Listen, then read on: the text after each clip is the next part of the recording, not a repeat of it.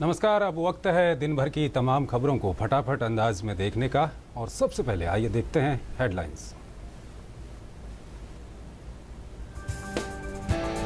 उड़ी के आतंकी हमले के 2 दिन बाद पाक की ओर से संघर्ष विराम का उल्लंघन, सेना ने की घुसपैठ की कोशिश नाकाम। हंदवाड़ा में आतंकियों के खिलाफ अभियान में एक जवान शहीद। उड़ी हमले के बाद सुरक्षा हालात की समीक्षा के लिए गृह मंत्री राजनाथ सिंह ने की उच्च स्तरीय बैठक। एनआईए ने शुरू की उड़ी के आतंकी हमले की जांच, दर्ज हुई एफआईआर। टीम ने आतंकवादियों से बरामद हथियार और अहम दस्तावेज अपने कब्जे में लिए। आतंकियों से पाक की मार्किंग वाले रेडियो सेट और जीपीएस भी मिले। रंग लाई अंतर्राष्ट्रीय स्तर पर पाक को अलग थलग करने की भारत की कोशिश। अमेरिका ने पाक को आतंकी समूहों के खिलाफ कार्रवाई को कहा। रूस ने रद्द किया पाक के साथ सैन्य अभ्यास। जर्मनी ने कहा आतंकवाद पर भारत के साथ।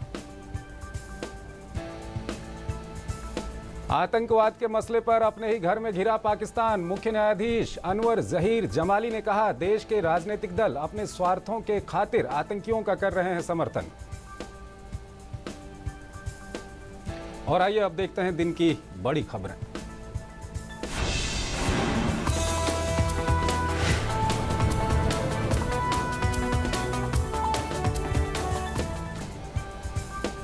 जम्मू कश्मीर में सुरक्षा हालात की समीक्षा के लिए गृह मंत्री राजनाथ सिंह ने आज एक उच्च स्तरीय बैठक की। इस बैठक में विदेश सचिव के अलावा रॉ के प्रमुख, गृह मंत्रालय और खुफिया विभाग के आला अधिकारी समेत राष्ट्रीय सुरक्षा सलाहकार शामिल हुए।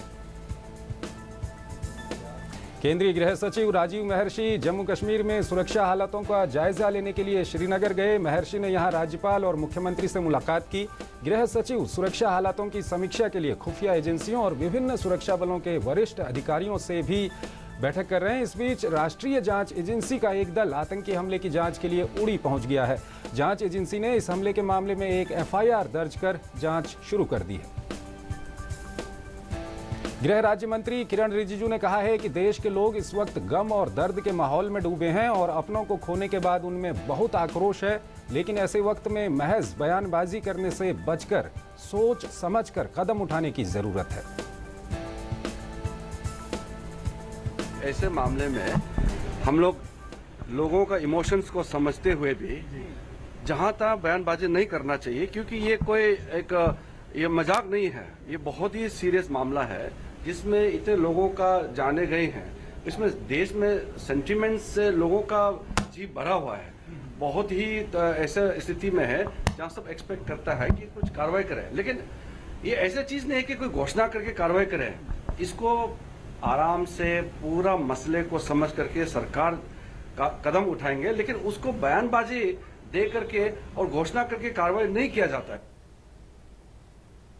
जम्मू कश्मीर के उड़ी सेक्टर में हमले के एक दिन बाद आतंकियों ने हंदवाड़ा के लंगेट पुलिस स्टेशन पर कल देर रात हमला किया। आतंकियों और सुरक्षा बलों के बीच करीब 15 मिनट तक गोलीबारी हुई। इसके बाद आतंकी फरार हो गए। आतंकियों की खोजबीन जारी है। बिहार के भोजपुर में भी शहीद हवलदार अशोक कुमार को अंतिम विदाई दी गई। सेना और पुलिस ने उन्हें सम्मान के साथ श्रद्धांजलि दी। इस मौके पर बड़ी तादाद में लोग उनके अंतिम दर्शनों के लिए मौजूद थे। राजस्थान के राजुआ गांव में भी आज शहीद एनएस रावत को भावपूर्ण विदाई दी गई। उड़ी में भी आतंकी हमले में शहीद हुए सेना के जवानों को लेह में भी नम आंखों से याद किया गया। लोगों ने कैंडल मार्च निकालकर शहीद वीरों को श्रद्धांजलि दी।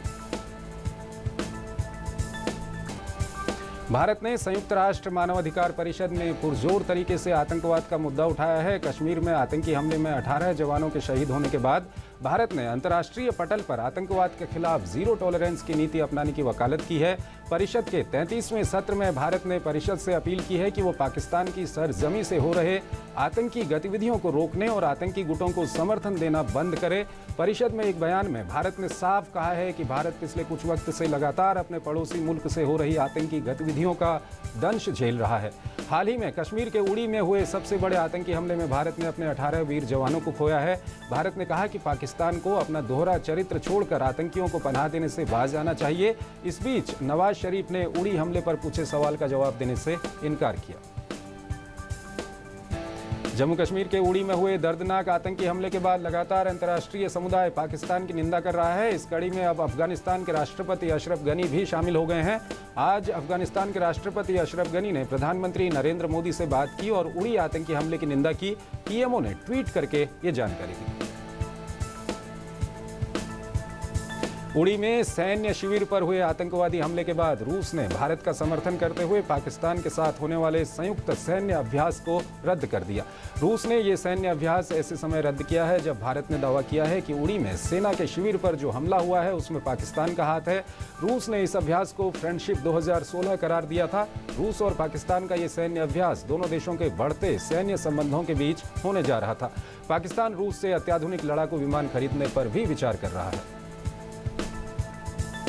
अमेरिकी सांसदों ने उड़ी में भारतीय सेना के कैंप पर हुए आतंकी हमले की कड़े शब्दों में निंदा की है। अमेरिकी सांसदों ने कहा है कि इस हमले के साजिशकर्ताओं को सख्त से सख्त सजा मिलनी चाहिए। उन्होंने कहा कि भारतीय सैनिकों पर यह कायरतापूर्ण हमला उस वक्त किया गया जब वो अपने कैंप में सो रहे थे, जो बेहद निंदनीय है। जर्मनी ने भी आतंकवाद से लड़ने के लिए भारत का समर्थन किया है। जर्मनी के विदेश मंत्री फ्रैंक वोल्टर ने कश्मीर में भारतीय सेना के कैंप पर हुए आतंकी हमले की कड़े शब्दों में निंदा की है। पाकिस्तान के मुख्य न्यायाधीश अनवर जहीर जमाली ने कहा है कि पाकिस्तान की कुछ राजनीतिक पार्टियां आतंकवाद को बढ़ावा दे रही हैं। राजधानी इस्लामाबाद में आयोजित एक समारोह को संबोधित करते हुए जस्टिस ने कहा कि भारत लगातार कई सालों से ये बात कहता आ रहा है और अंतर्राष्ट्रीय समुदाय लंबे समय से इस पर खामोश है। पाक चीफ जस्टिस ने कहा कि आतंकवादी पाकिस्तान में जजों और वकीलों में खौफ पैदा करने के लिए लगातार न्यायालयों को निशाना बना रहे हैं। उन्होंने कहा कि आंतरिक संरक्षण के चलते पाकिस्तान में आतंकवाद फल फूल रहा है। और आइए अब खबरें देखते हैं देश के विभिन्न राज्यों से, देखते हैं देश प्रदेश।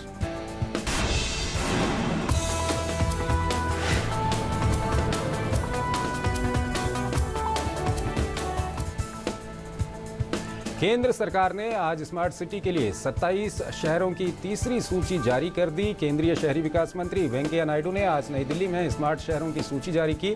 इस सूची में महाराष्ट्र के 5, तमिलनाडु और कर्नाटक के 4-4, उत्तर प्रदेश के 3 और मध्य प्रदेश, राजस्थान और पंजाब के 2-2 शहरों, जबकि आंध्र प्रदेश, सिक्किम, गुजरात, नागालैंड और ओडिशा के 1-1 शहर को शामिल किया गया है।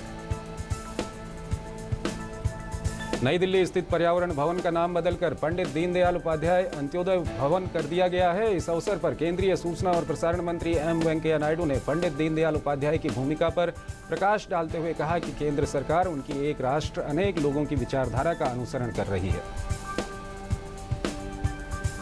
वेंकैया नायडू ने आतंकी संगठनों को लगातार मदद मुहैया कराने को लेकर पाकिस्तान पर जमकर निशाना साधा। उन्होंने कहा कि आतंकवाद से किसी भी तरह का समझौता नहीं किया जा सकता। भारत के किस क्षेत्र में भूकंप का खतरा कितना अधिक है, अब इसकी जानकारी आम लोगों को भी हासिल हो सकेगी। एनडीएमए और बीएमटीपीसी ने मिलकर देश के अलग अलग इलाकों में भूकंप के खतरों को दर्शाने वाला मैप तैयार किया है, जिसके जरिए समूचे देश के अलावा राज्य, जिला, तहसील, तालुका और ब्लॉक स्तर पर भी भूकंप के खतरे की जानकारी हासिल की जा सकती है। केंद्रीय आवास और शहरी गरीबी उन्मूलन मंत्री वेंकैया नायडू ने आज नई दिल्ली में अलग अलग भूकंपीय जोन को दर्शाने वाले मैप और एटलस को जारी किया।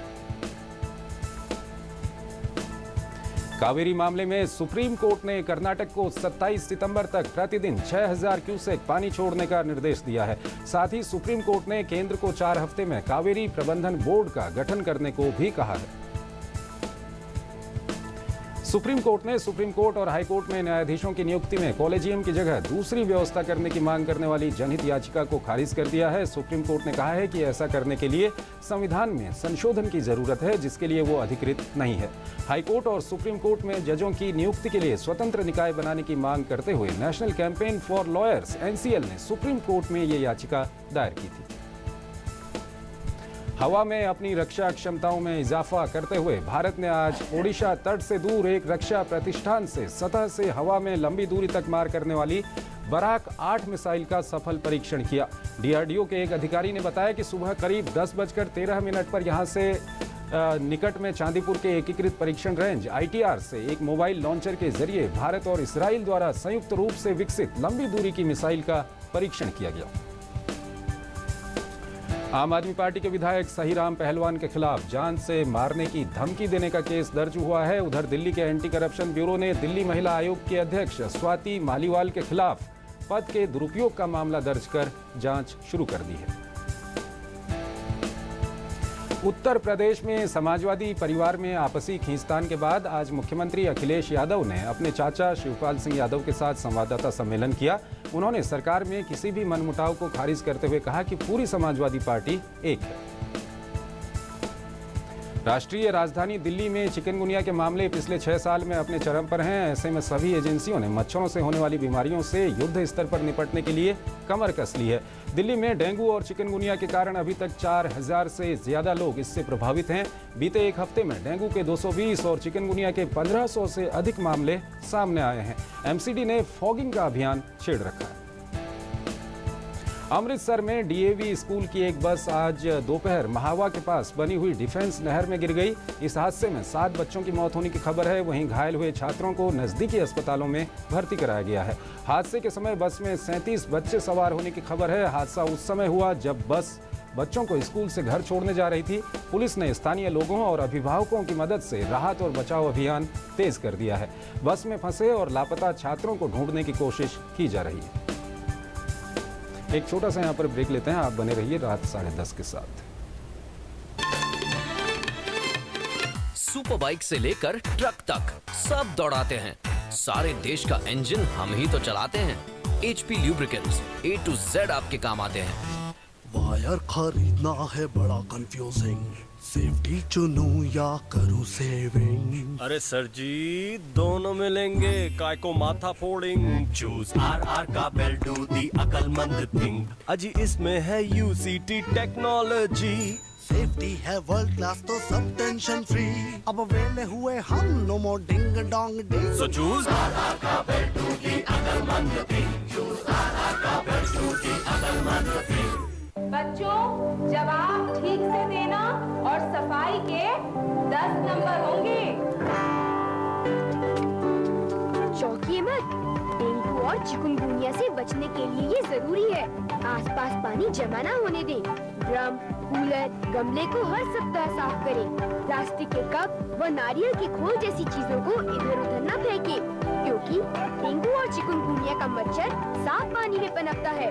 मच्छरों के काटने से बचें। बुखार में पैरासिटामोल लें, एस्पिरिन हरगिज न लें। इस बार तो बच्चों ने हमें ही पास कर दिया। और सफाई के नंबर 100 में से 100। हाँ।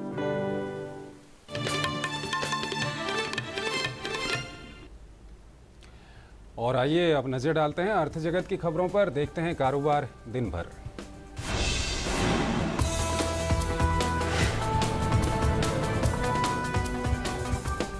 वैश्विक स्तर पर कमजोरी के रुख से बंबई शेयर बाजार में मंगलवार को 4 दिन से जारी तेजी का सिलसिला थम गया और सेंसेक्स 111 अंक टूट गया।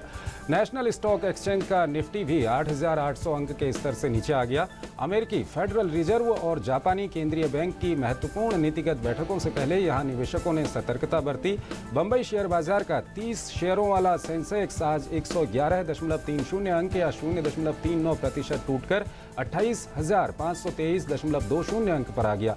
कारोबार के दौरान ये 28,698.81 से 28,480.53 अंक के दायरे में रहा।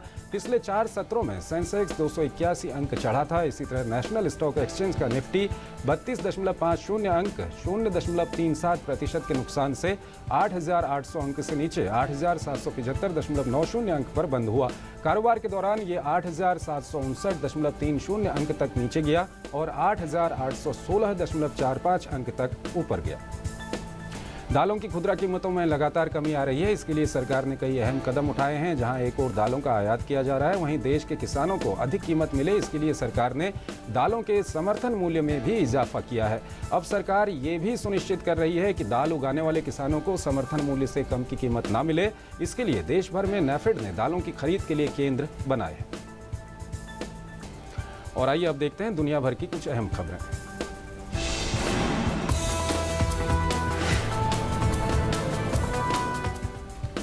न्यूयॉर्क में संयुक्त राष्ट्र महासभा को संबोधित करते हुए अमेरिकी राष्ट्रपति बराक ओबामा ने एक ऐसी दुनिया बनाने का आह्वान किया जो परमाणु हथियार के खतरों से मुक्त हो। उन्होंने परमाणु अप्रसार के लिए लड़ाई जारी रखने पर भी जोर दिया। बलोच नेता ब्रह्मदाग बुक्ति ने कहा कि कोई भी पाकिस्तान में नहीं रहना चाहता और जो लोग वहां रह रहे हैं वो डर और दहशत के साए में जी रहे हैं।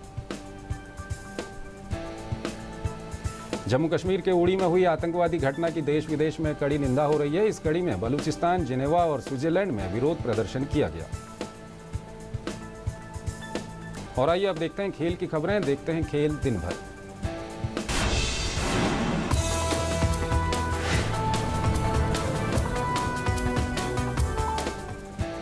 कानपुर टेस्ट से पहले भारतीय टीम को एक बड़ा झटका लगा है। तेज गेंदबाज ईशांत शर्मा को चिकनगुनिया हो गया है और वो पहले टेस्ट से बाहर हो गए हैं। टीम के कोच अनिल कुंबले के मुताबिक अभी ईशांत पूरी सीरीज से बाहर नहीं हुए हैं और इस बारे में फैसला पहले टेस्ट के बाद उनकी फिटनेस को देखकर लिया जाएगा। वहीं इस टेस्ट के लिए अभी भारत ने उनके स्थान पर कोई बदलाव नहीं करने का फैसला किया है। ऐसे में तेज गेंदबाजी की जिम्मेदारी उमेश यादव, भुवनेश्वर कुमार और मोहम्मद शमी में से किसी को दी जा सकती है। भारत के पी कश्यप $3 लाख इनामी राशि की जापान सुपर सीरीज के मुख्य दौर में जगह बनाने में कामयाब हो गए हैं। आज खेले गए क्वालिफायर मुकाबलों के पहले दौर में उनके प्रतिद्वंद्वी ऑस्ट्रिया के डेविड ओबरनूस्टरर ने चोट के कारण मैच बीच में ही छोड़ दिया। वहीं दूसरे दौर के मुकाबले में कश्यप ने स्वीडन के एंड्रिया एटोनसेन को 21-18, 21-12 से मात देकर मुख्य दौर में जगह बनाई। वहीं महिला एकल में भारत की तन्वी लाड मुख्य दौर में जगह बनाने में कामयाब नहीं हो पाई। उन्हें जापान की क्रिस्टो होशी ने 19-21, 21-18, 21-9 से मात दी। इस प्रतियोगिता में तन्वी भारत की तरफ से हिस्सा लेने वाली एकमात्र महिला खिलाड़ी थी।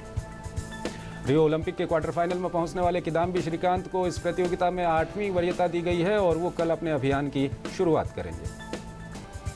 इसके अलावा मुख्य ड्रॉ में दुनिया के 18वें नंबर के खिलाड़ी अजय जयराम का सामना इंडोनेशिया के सोनी द्वी कुनकोरो से, बी साई प्रणीत की भिड़ंत हांगकांग की निक्का लोंग एंगस से होगी और एचएस प्रणॉय मलेशिया के इस्कंदर जुल्करनैन जैनुद्दीन से भिड़ेंगे। और आइए आपको अब ऐसी कहानी दिखाते हैं जो जरा हटके है।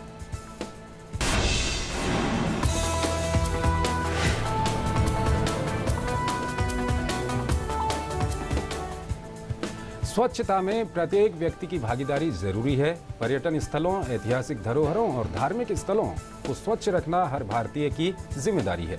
पर्यटन मंत्रालय ने स्वच्छ भारत अभियान के तहत आज हजरत निजामुद्दीन औलिया दरगाह की सफाई की। ये रिपोर्ट देखिए।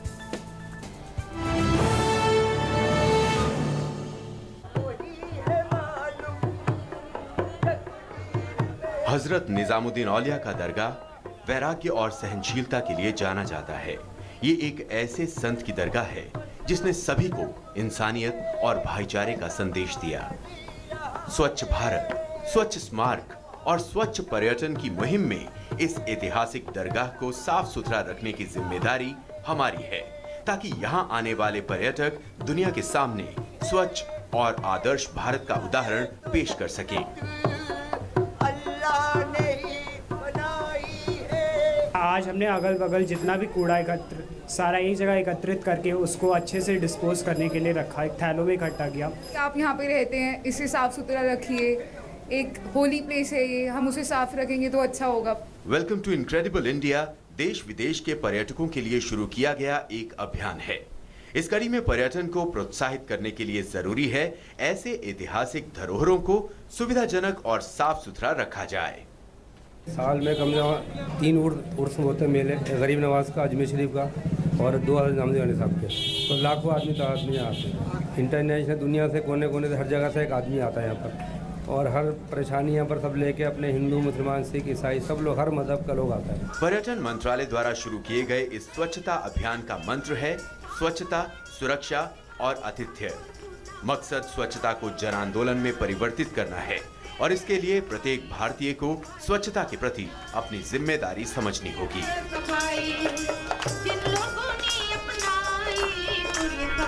हजरत निजामुद्दीन औलिया का दरगाह भाईचारे और इंसानियत की मिसाल पेश करता है।